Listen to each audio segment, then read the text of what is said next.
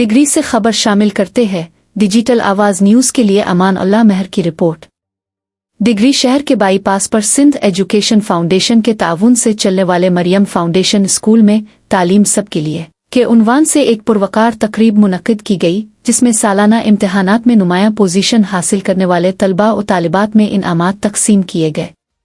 तकरीब में मुख्तलिफ शोबा हाय ज़िंदगी से ताल्लुक़ रखने वाली अहम शख्सियात ने शिरकत की, जिनमें काशिफ जमील, मिस हिरा काशिफ, प्रिंसिपल मिस अनीला, सैयद अली शाह, वकील दाऊद लगारी, सैयद मुजम्मिल शाह, उमर सिकंदर, कायम खानी और जुनेद असलम समेत दीगर मुअज़्ज़ज़ मेहमान शामिल थे।